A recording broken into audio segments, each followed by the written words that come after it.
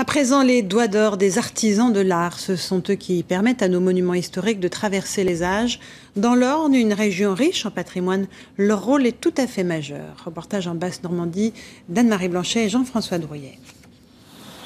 À Saint-Sennery, classé parmi les plus beaux villages de France, les touristes viennent découvrir un patrimoine dont les origines s'étalent du Moyen-Âge à la Renaissance. Derrière toutes ces façades, ces monuments, la patte des artisans d'art. Et je trouve que c'est bien de valoriser tout ce que nos ancêtres ont fait. Les artisans d'art restaurent, mais ils enrichissent aussi. Tel ce chemin de croix, ou encore les vitraux flambant neufs de cette chapelle du XIIe siècle.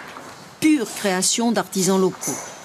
L'hôtel, lui, a recouvré solidité et couleur dans cet atelier où s'entassent des chefs-d'œuvre. Souvent, ils arrivent parce qu'ils ont été accidentés, qu'ils ont eu un coup ou un trou. Et alors, la révélation pour les gens qui ont hérité de ces tableaux, c'est qu'en fait, souvent, ils redécouvrent l'objet. Une toile ou même des boiseries. Car pour redécouvrir la beauté du mobilier, son mari est virtuose. Sa plus belle victoire ? Quand il est vraiment en voie de perdition et qu'on a le sentiment de l'avoir sauvé pour au moins 1 ou 2 générations.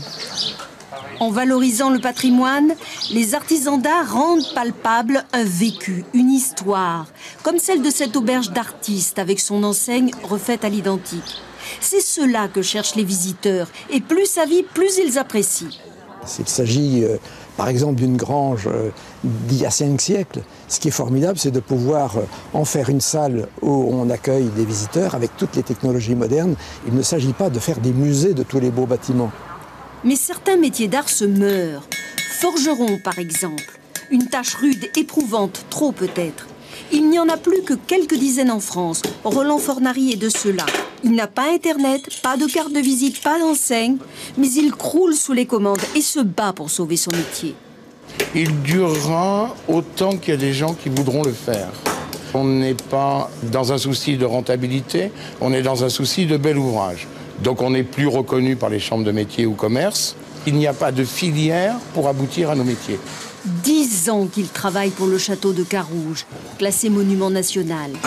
Forger fleurs et volutes, comme au début du XVIIe siècle, restaurer l'ensemble du portail lui a pris 10 000 heures. Or, pour certains artisans d'art, ces commandes publiques représentent jusqu'à 80% de leur activité. Ceux-là sont donc très vulnérables à la crise.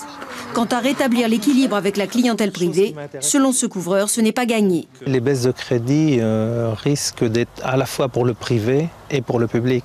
Ce serait vraiment dommage parce que ce serait un pan complet du travail de restauration qui pourrait disparaître. Et former un artisan capable, par exemple, de sculpter une Sainte-Anne sur mesure, comme ici au manoir de la Chalerie, cela prend des années.